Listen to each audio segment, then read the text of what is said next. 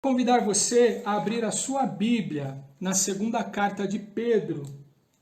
Amém? Vamos ler junto um texto aqui na segunda carta de Pedro, capítulo de número 1, e nós vamos ler os versículos de número 5 ao 9, ok? Primeira epístola de Pedro, capítulo 1, versículo 5 ao versículo 9. Se você já abriu na sua Bíblia aí, eu estou lendo aqui na João Ferreira de Almeida, revista e corrigida, tá bom? Almeida, revista e corrigida. Segunda epístola de Pedro, capítulo de número 1, versículos de número 5 a 9. Vamos ler, irmãos?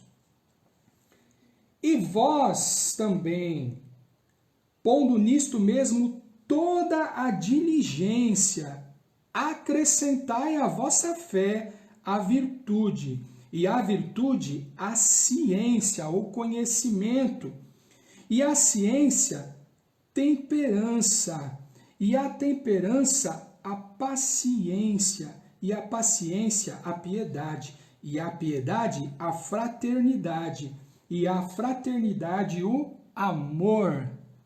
Olha só, presta atenção em todas essas virtudes aí, tá bom?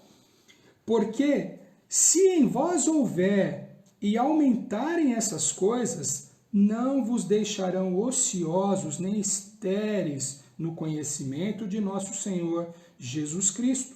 Pois aquele em quem não há estas coisas é cego, nada vendo ao longe, havendo-se esquecido da purificação dos seus antigos pecados, da obra do Senhor de outrora. Amém, irmãos? Vamos orar mais uma vez? Senhor, nosso Deus, nosso Pai, está diante do Senhor a Tua palavra, Pai. Peço que o Senhor nos capacite agora com o Espírito Santo para que possamos, Senhor, juntos meditar neste texto e aprender um pouquinho mais sobre as verdades, Senhor Jesus, da Tua palavra para nos edificar e para nos instruir, para nos guiar e para nos elevar a um patamar mais alto no relacionamento com o Senhor. Assim nós oramos, ó Pai, agradecidos em nome de Jesus. Amém. Essa questão ela é central nessa carta de Pedro que nós lemos esse trecho da palavra aqui, meus irmãos. Os falsos ensinamentos estão no radar do apóstolo Pedro aqui, nas tratativas pastorais dele para essas comunidades, para quem essa carta, essa segunda epístola de Pedro aqui foi originalmente destinada, né? O falso conhecimento que conduzia a uma vida de libertinagem. Irmãos, a segunda epístola de Pedro, juntamente aí com Tiago, com Judas, elas não tiveram vida fácil não, quanto à sua admissão, seu reconhecimento como escritos canônicos na história da igreja, né? Foi algo que se consolidou ali mais mesmo no quarto século, né? E mesmo depois, na época da Reforma, Lutero e até mesmo Calvino, eles demonstraram aí uma certa hesitação quanto a essa carta aí. E na atualidade também ainda existem alguns estudiosos que preferem classificar essa carta como uma carta deuteropetrina, ou um pseudoepígrafo, ou seja, uma carta que foi atribuída ao apóstolo Pedro, mas que não foi escrita por ele, possivelmente por um discípulo ou coisa assim, né?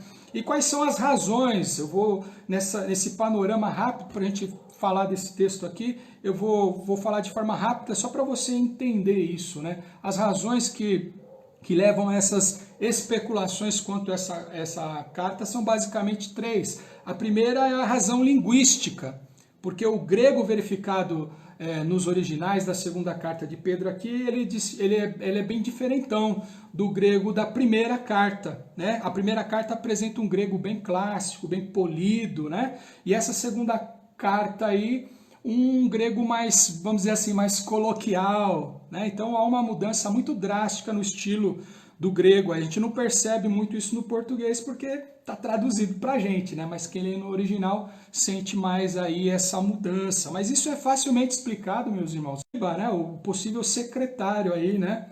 Que transcreveu, né?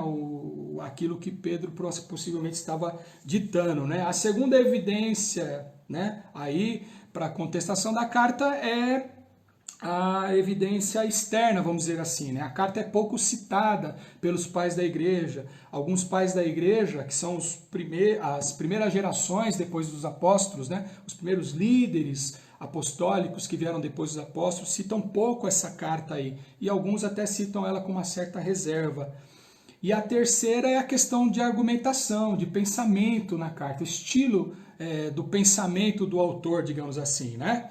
Que essa é uma hipótese aí levantada mais na atualidade, não era muito na antiguidade não, tá?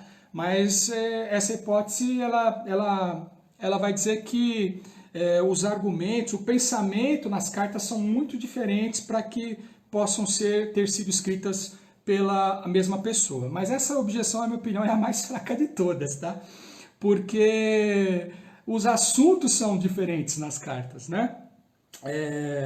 O assunto da segunda carta é bem diferente do assunto da primeira carta. A primeira carta é uma carta de consolo para uma igreja perseguida, né? E essa segunda carta não, ela é uma carta de advertência, de ensino, né? É uma carta de admoestação, e os temas são bem diferentes, né? Em função dos falsos ensinamentos na igreja. Então justifica linhas de pensamentos diferentes aí, tá? Irmãos, mas o que interessa para a gente mesmo é a evidência interna, é a evidência da palavra, né?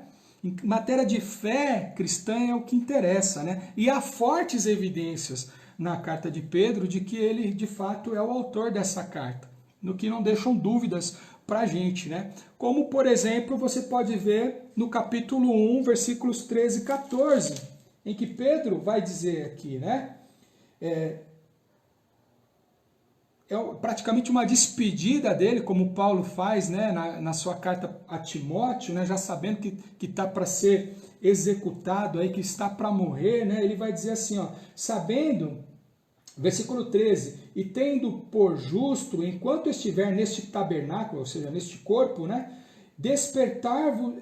despertar-vos com admoestações. Eu vou fazer isso enquanto eu estiver vivo, né? Traduzindo aqui no bom português, né? Sabendo que brevemente hei de deixar este meu tabernáculo, como também nosso Senhor Jesus Cristo já me tem revelado. Então isso nos reporta, né, para o Evangelho de João, em que Jesus vai prever para Pedro, naquele episódio, 1 João 21, né, 18, naquele episódio em que Pedro, ali na praia, é confrontado por Jesus, e Jesus pergunta 3 vezes, tu me amas, tal, e por fim, Jesus vai prever ali a forma como Pedro haveria de morrer, né? Com aquela história de agora você se veste como quer, você vai para onde você quer, mas haverá um tempo, né, em que você será cingido e será levado para onde você não quer, né? Fazendo alusão à morte de Pedro, né? Pedro também morreu crucificado, né? O mesmo testemunho dele, de que foi na carta também, aqui no capítulo no versículo 16 e 17, né, que ele foi testemunha ocular da transfiguração do Senhor. Versículo 16 e 17, ele vai dizer isso, né, no Monte da Transfiguração. Então, são evidências fortes, né? Essas são bem explícitas, mas muitas outras implícitas aí que não dá para a gente abordar. Nós estamos meditando, não estamos fazendo um estudo, né? Mas que nos dão a segurança e a convicção de que Pedro é de fato o autor dessa carta, né? E é importante também nós destacarmos que essa advertência na segunda epístola de Pedro nos interessa muito no contexto desse tema, desse texto que nós estamos lendo aqui, né? Uma advertência contra os falsos ensinos, em especial aqui os ensinos dos gnósticos, uma filosofia esotérica muito combatida também por outros apóstolos. Foi combatida por Paulo, foi combatida por João, foi combatida por Judas na sua carta também, né? E também os ensinos a respeito dos antinomianos, que era uma linha de pensamento na igreja que dizia que já que a salvação é pela graça, então a questão moral da lei não serve para nada, né? Já estamos salvos pela graça, podemos fazer o que queremos, né? Então essa doutrina errada, esse falso ensinamento na igreja, ele resultava em muitos pecados morais, muita libertinagem. Isso é fortemente combatido também, né? Então essa é a grande marca dessa carta de Pedro. 3 pilares, por exemplo, que nós poderíamos colocar aqui. É uma carta contra as heresias, contra os falsos ensinamentos, capítulo 2, versículo 1. Ela é a favor das Escrituras, né? Capítulo 1, versículo 20, Pedro vai dizer, nenhuma profecia é de particular interpretação, né? A gente usa muito esse texto na defesa da inerrância das Escrituras, né? E da autoridade das Escrituras como regra única e verdadeira de fé e prática para nós, né? Então também é uma carta a favor das Escrituras. E como aspecto principal da advertência é uma vida do crente que tem que ser uma vida de constante vigilância, a segunda vinda do Senhor, que também é muito trabalhada aí nessa carta, né? Meditando nesse trecho que nós lemos aqui, falar sobre os elos da corrente, eu estou chamando aqui de corrente da excelência, ou corrente da virtude, que são todas essas virtudes que nós lemos no texto aqui, que vão se ligando uma nas outras, elas são interdependentes, como elos de uma corrente, né?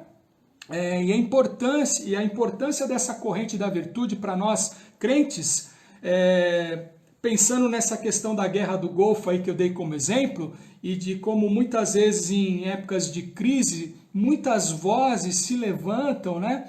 E essas vozes muitas vezes levam o povo de Deus à confusão, levam o povo de Deus a patinar aí em função de não saber direito para que lado andar, o que fazer, no que acreditar, né? Em tempos como esse, mais do que nunca é importante nós construirmos essa corrente das virtudes da segunda carta de Pedro aqui para podermos resistir a esses falsos ensinamentos e a essas palavras que vêm para nos afastar da verdadeira fé, para nos afastar do genuíno relacionamento com o Senhor. Tempos difíceis como esses que nós estamos vivendo aqui, em que muitas vozes se levantam, né, e que podem resultar em confusão, em hesitação para crentes imaturos no conhecimento de Deus através da sua palavra. Os versos 1 a 5 aqui, meu irmão, que nós lemos do capítulo 1, ele nos mostra uma escada da fé, né? A fé que operou o nosso novo nascimento, a fé que nos faz enxergar as promessas de Deus para a nossa vida. Nós não podemos nos acomodar pura e simplesmente, meu querido, com a nossa conversão, não. Mas nós precisamos construir essa corrente das virtudes, ligando cada um desses elos aqui, que nós vimos nessa palavra de Pedro, para construir uma espiritualidade autêntica, uma espiritualidade genuinamente cristã. Nós precisamos procurar desenvolver as características de Cristo em nossa vida, que se manifestam de forma inequívoca no nosso comportamento, na nossa forma de agir. Amém? Pedro ele elenca algumas virtudes aqui importantes, né? Essa questão de fazer um elenco de virtudes era algo muito comum na cultura grega, né? No pensamento estoico, principalmente, uma filosofia grega. Mas, geralmente, nessa corrente de pensamento, essas cadeias de virtudes, essas listas de virtudes, elas eram alcançadas pelo conhecimento e pelo esforço humano. Não tem nada a ver com essas virtudes aqui da palavra de Deus, porque essas são frutos da ação de Deus na nossa vida, é a graça de Deus, não é mérito nosso não, é pelo fato de nós sermos, como diz Pedro no início da carta aqui, coparticipantes da natureza divina, né? Verso 4, elas devem ser sim interligadas, não adianta muito você ter uma e não manifestar a outra, elas são associadas, nós vamos ver aqui nessa reflexão que uma depende da outra, né?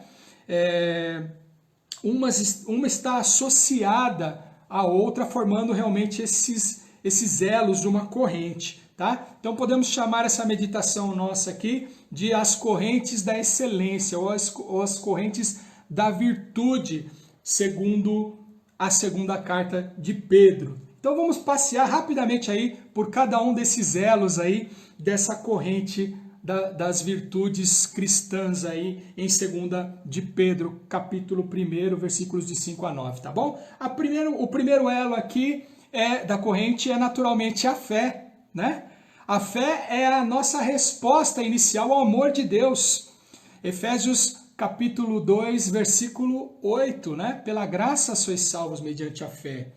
Essa é a resposta nossa à graça divina. A fé é que nos faz crer nessa graça, né? E isso mesmo não vem da gente, mas é um dom de Deus, né? Essa resposta nossa à graça divina, manifestada em Cristo, ela é o fundamento, ela é a pedra sobre a qual se edificam todas as demais virtudes que se seguem no texto aí, né?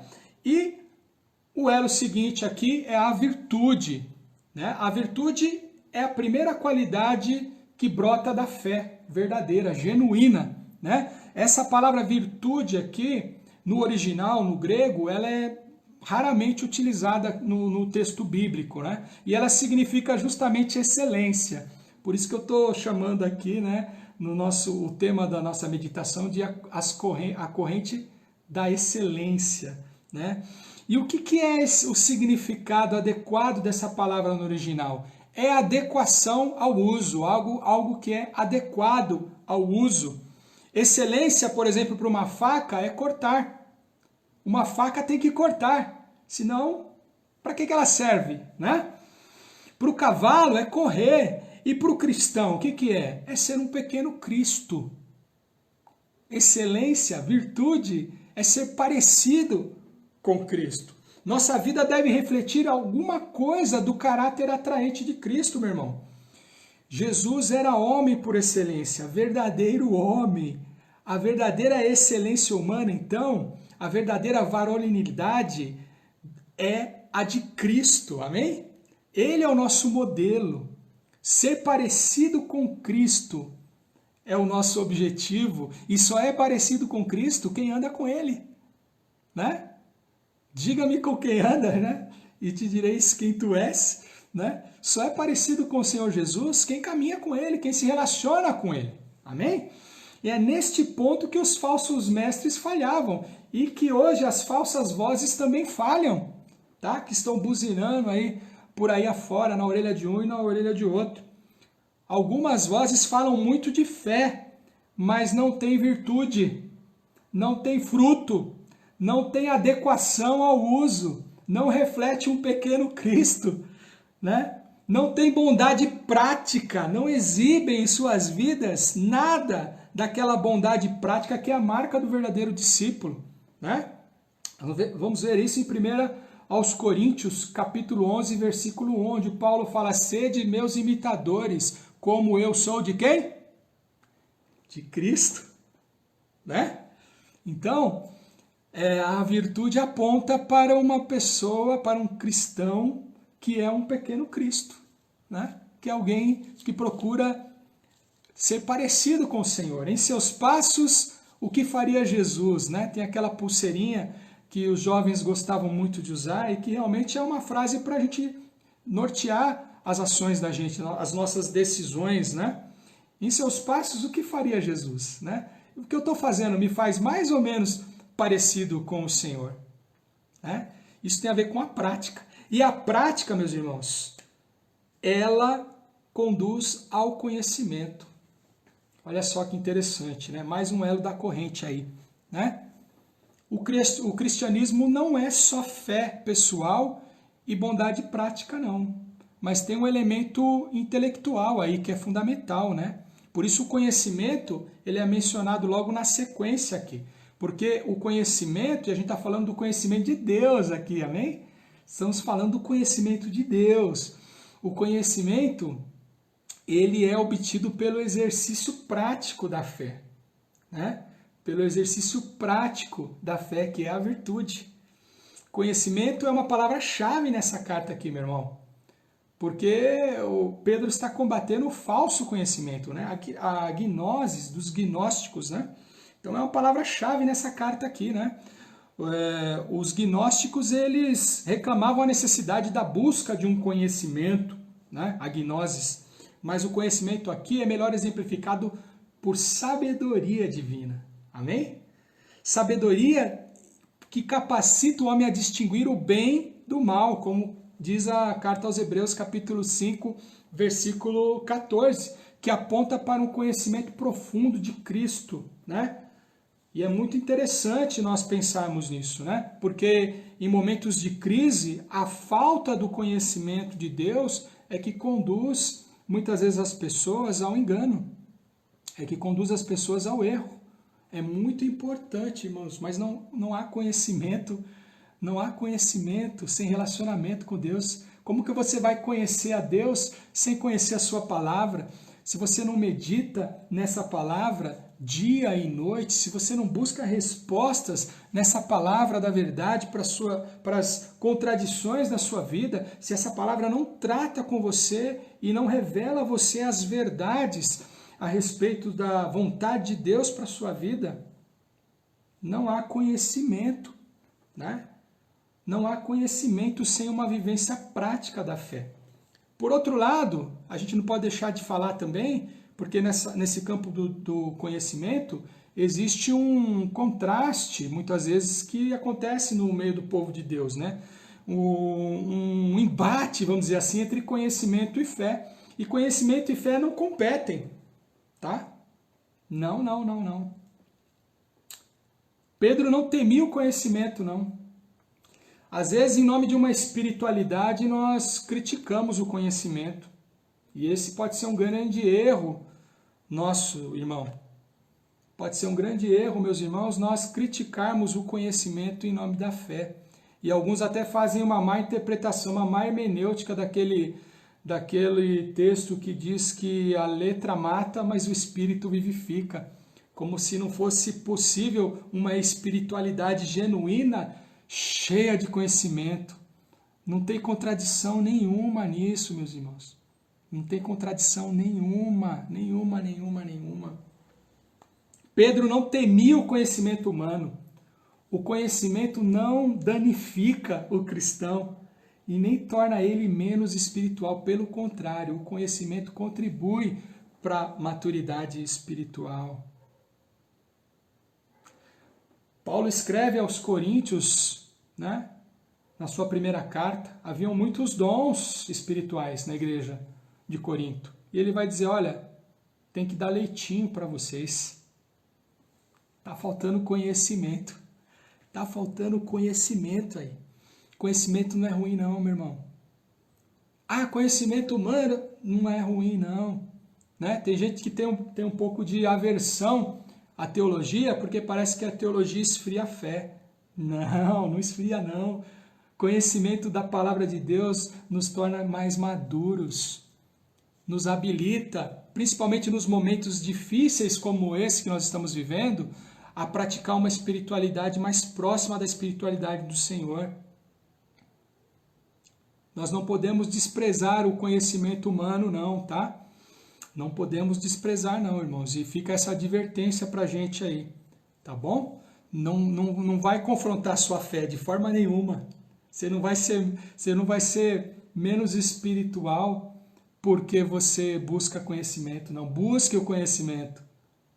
Salomão buscou a sabedoria de Deus, né? E ele recebeu porque Deus achou que era um pedido muito bom, muito pertinente para um rei, né? Para quem queria conduzir corretamente uma nação, né? E Agostinho de Hipona, ele vai usar uma frase muito legal, né? Agostinho, ele gostava muito das interpretações alegóricas, né? Então ele vai usar uma alegoria aqui, falando da saída do povo de Deus do Egito ali, muito interessante com relação ao conhecimento, né? É preciso expoliar os egípcios, ele disse, né? Ele está fazendo referência aqui aos despojos, né, que foram levados dos egípcios, os bens, as joias, né, os vasos de ouro, enfim, que eram utilizados, inclusive muitos deles na religião egípcia, mas que foram levados pelo povo de Israel quando eles saíram do Egito, né? E tudo isso é um tesouro que foi depois ressignificado, reutilizado, inclusive na construção do tabernáculo. A gente pode aliar o conhecimento humano à fé, sim, né? A gente não deve desprezar, né? E eu vou dar como exemplo isso aí justamente os cuidados com a saúde. Ninguém vai desprezar o médico, né, quando está doente, porque tem fé e porque é um crente em Jesus. Justamente pelo fato de nós sermos crentes no Senhor, nós temos a responsabilidade, como com muita sabedoria me ensinou o pastor Nelson, de cuidar muito bem desse templo aqui do Espírito Santo, que é o corpo que o Senhor nos confiou para nós cuidarmos, né? E nós temos essa responsabilidade. Então nós oramos, nós cremos no poder de Deus, mas nós buscamos, né, obedecer todos os conselhos médicos, sim. Isso não é falta de fé, de forma alguma. Isso é demonstração de uma fé madura. Amém? Vamos lá, vamos adiante. O conhecimento, ele vai também ter como consequência o domínio próprio, meu irmão. É interessante, né, isso, né? O conhecimento de Deus e da sua vontade conduz ao domínio próprio. E aí, esse momento da pandemia, ele é bem oportuno para a gente avaliar essa questão, né, do domínio próprio, né? Gálatas 5:23 vai trazer, né, os frutos, ou melhor, o fruto do Espírito Santo, e um dos aspectos desse fruto é justamente o domínio próprio, né? A forma como nós reagimos em grandes crises, elas vão mostrar a presença desse aspecto do fruto do Espírito nas nossas vidas. O domínio próprio, a capacidade de controlar as nossas emoções, a capacidade de controlar as nossas paixões, submetermos as nossas reações todas a Cristo, quando a gente está na fogueira, né? As vozes e os ensinos em tempos de crise se multiplicam por aí. Tem gente falando isso aqui, tem gente falando isso acolá, e as pessoas muitas vezes vão ficando perdidas e vão surtando, vão perdendo o controle, né? Nós precisamos filtrar todas essas vozes aí pela palavra de Deus. O pastor Reginaldo estava falando isso ontem. Como é importante, irmãos, o domínio próprio. Como é importante nós termos esse elo aí na nossa corrente das virtudes de 2 Pedro. Porque senão vem um aqui e fala uma coisa, vai outro lá solta outra palavra, né? Aquele que não está formando bem a sua corrente das virtudes aí, ele começa a perder o controle. Ele começa a ficar instável, né? E para de enxergar as promessas de Deus, né? Já não consegue enxergar com clareza o que Deus está falando. O que Deus está falando pela sua palavra nesse tempo, meu irmão? Você está atento a tudo isso daí, mais do que ao noticiário, mais do que a plataforma política A ou B, mais do que aquela pessoa que você gosta de ouvir na internet está falando. Você está ouvindo o que Deus está falando para você nesse momento? Né? Isso é importante. Né? Aqueles cuja verdadeira fé, né, resulta em virtude de Cristo e conhecimento de Deus, nas crises, eles manifestam sim o fruto do Espírito, eles manifestam o domínio próprio, né? E aí, na sequência, temos a perseverança, ou a paciência, né? O hábito do domínio próprio, ele traz consigo a perseverança, a paciência, a disposição mental que não se abala pelas circunstâncias difíceis, meu irmão. Pode resistir quando vem as tempestades aquele que é perseverante, porque a perseverança é essa paciência santa daquele que sabe que Deus está no controle. E é muito importante a perseverança para nós resistirmos às investidas de Satanás sob dois aspectos, principalmente, né?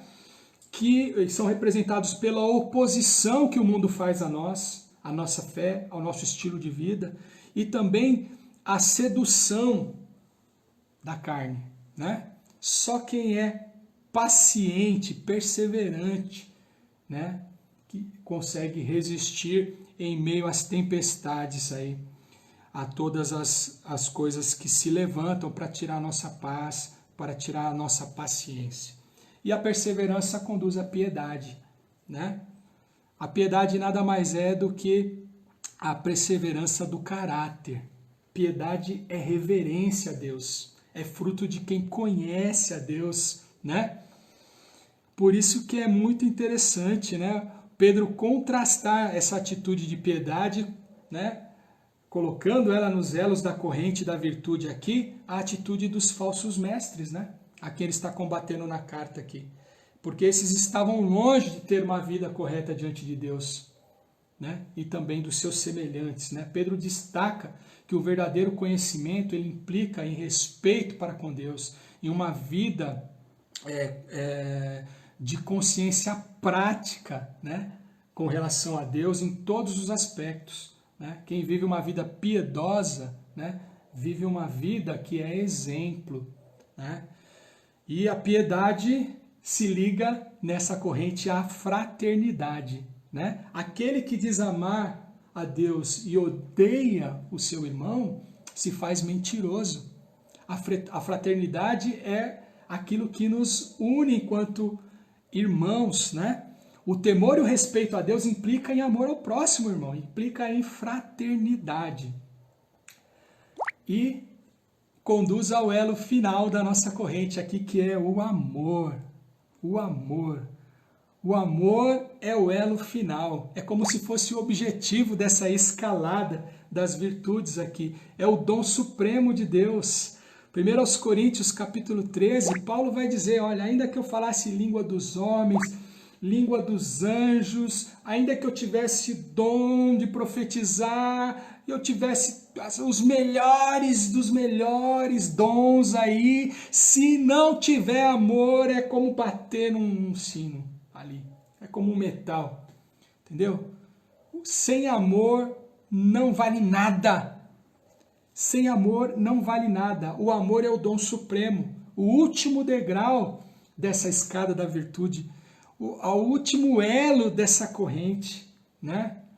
Nada se supera ao amor. O amor é o dom de Deus, o amor é a essência de Deus. E todas essas virtudes, elas são totalmente inúteis sem o amor de Deus nas nossas vidas, sem o amor de Deus transbordando através das nossas vidas para as outras pessoas, meu irmão.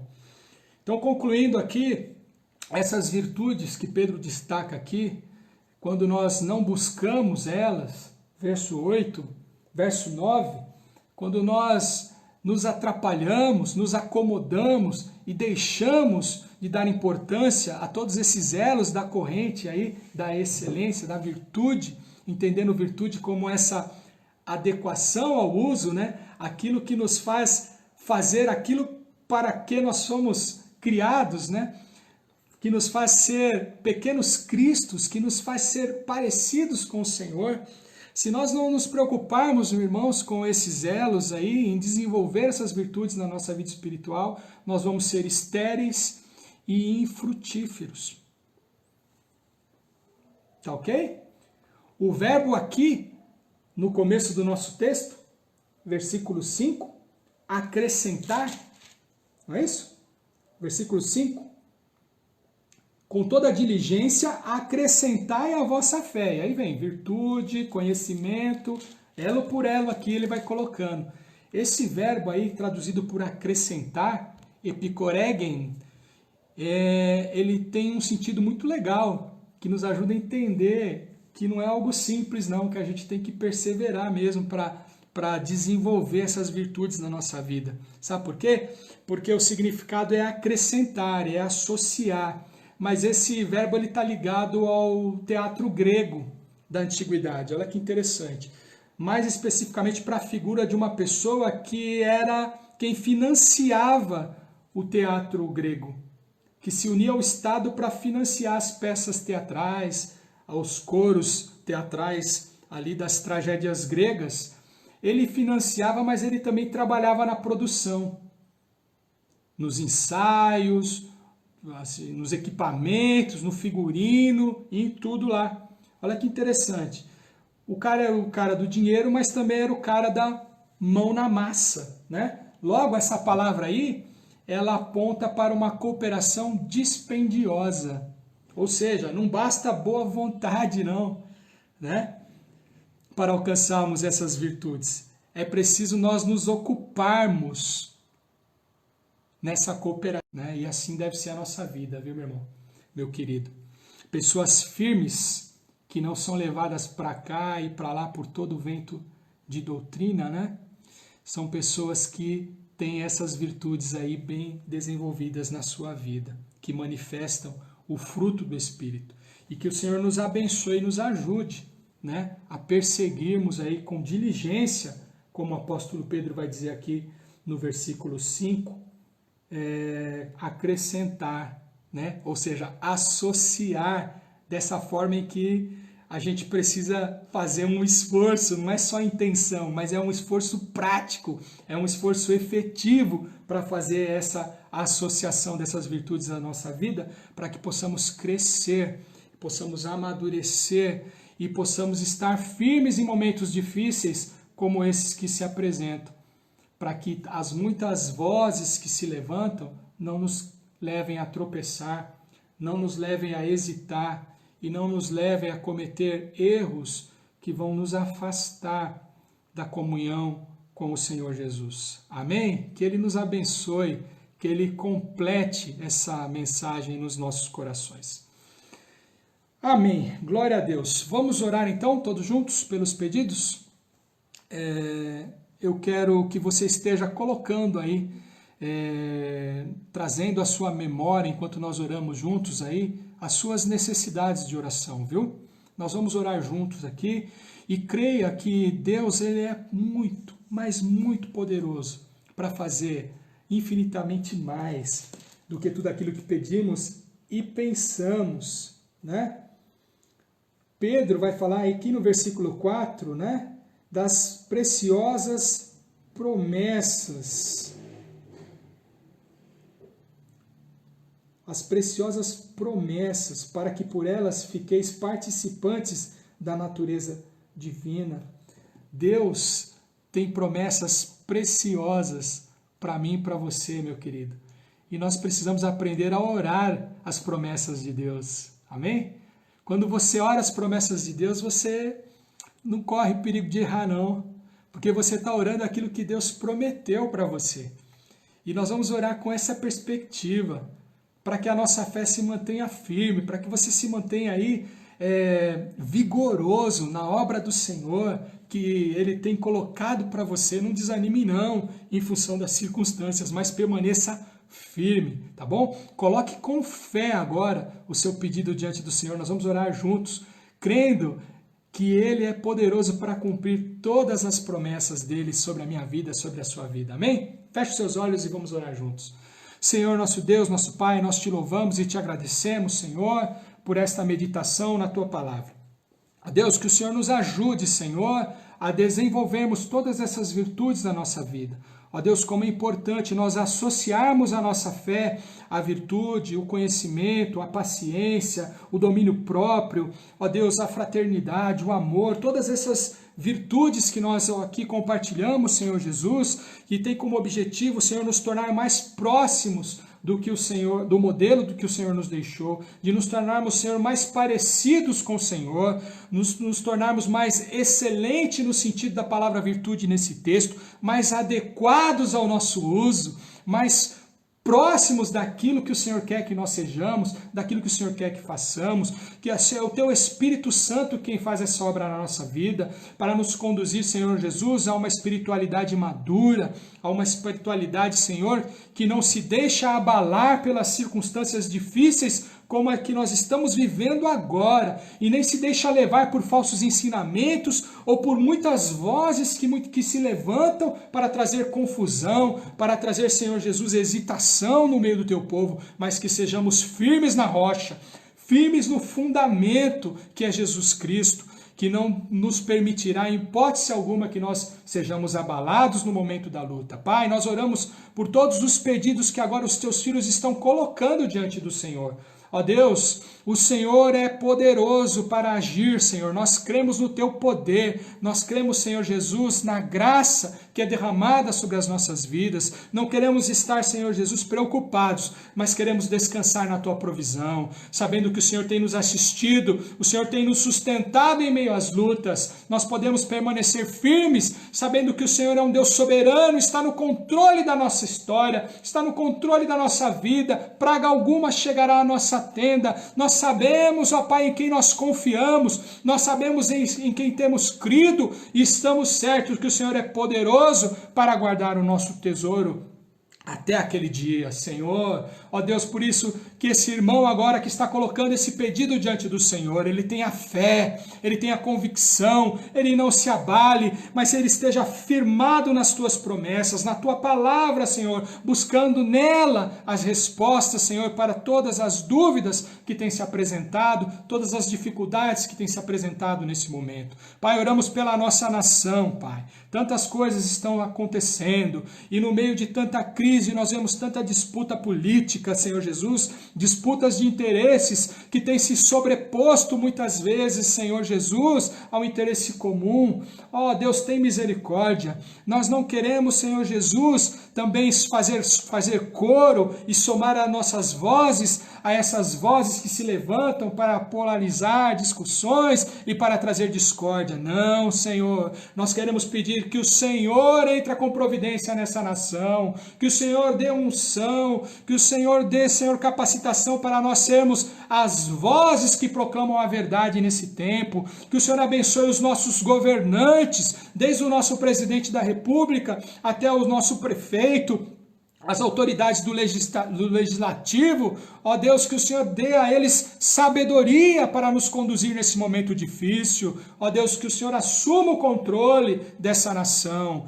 Ó Deus, não permita que nenhum dos teus filhos venha a sofrer, Pai, seja pelas dificuldades econômicas desse momento, seja por esse risco dessa enfermidade terrível que está assolando o mundo inteiro, Senhor, mas que o Senhor esteja nos guardando e nos protegendo. Nós, por certo, faremos a nossa parte também, Senhor, sabendo, ó Pai, que é importante, ó Pai, nós sermos prudentes, nós sermos responsáveis na nossa vida civil, naquilo que o Senhor tem nos confiado. Deus, abençoa a tua igreja, abençoa toda a liderança, abençoa cada filho teu, desde o mais velho até o mais novo, as nossas crianças. Ó Deus, proteja-nos e guarda-nos nesse momento de dificuldade, que possamos estar com os olhos fitos no Senhor Jesus, autor e consumador da nossa fé.